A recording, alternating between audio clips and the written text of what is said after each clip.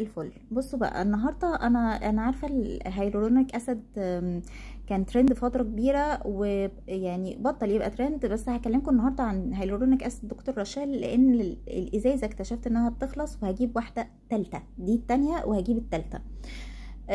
بالنسبه للهيالورونيك اسيد، وناس يقولوا ان هو مفيد مش مفيد، وناس قالوا لا البراند بتاع الدكتور رشال مش قوي، هاتوا اوردينيري. انا هقول لكم الزيتونه بتاعت الهيالورونيك اسيد ده، دكتور رشال واوردينيري والحاجات البراندز التانية كلها بتختلف في التركيز، هو كلهم فيهم هيالورونيك اسيد وما فيهوش غش، بس تركيز الهيالورونيك اسيد هو اللي بيختلف فيه.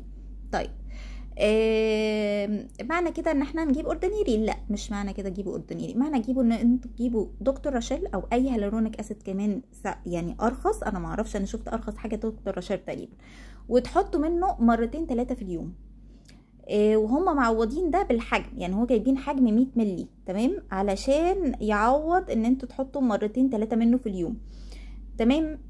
ميزته ايه عن اوردينيري كمان؟ ان هو مش ستيكي يعني مش بيلزق على البشره. انا ما بحبش الشعور التلزيق على البشره، فانت لما تحطيه كانك بتحطي ميه خفيف، بس مش بيدي التلزيق بتاع في براندات تانية بيدي تلزيق كده، انا ما بحبوش. طيب طريقه استخدامه ايه بقى الصح؟ لان في ناس قالوا مش بيعمل حاجه، علشان غالبا ما بيستخدموش صح او ما عادوش عليه روتين فتره طويله. طريقه استخدامه الصح ان انتي بتغسلي بشرتك وتسيبيها منديه، تنشفيها نص تنشيفه، وتمسكي الهيالورونيك اسيد تحطيه على البشره نقطتين 3 بالكتير على كل بشرتك بقى، شفايفك، عينيكي، كل حاجه تحت العين كده على الخفيف، يعني ماشيه بيها على بشرتك. وبعدين حطي المرطب بتاعك، انتي كده حفظتي الترطيب والميه وكل حاجه جوه بشرتك. دكتور رشال او الهيالورونيك اسيد عامه اللي بيعجبني فيه، عارفه لما تغسلي وشك وتحسي بعديها ان خدودك كده تحبي تمسكيها كده فلافي كده بعد ما تغسلي وشك، هو بيحافظ على الشعور ده. يعني الهيالورونيك اسيد بيحفظ الميه جوه البشره لوقت اطول، فبيحافظ لك على الشعور ده.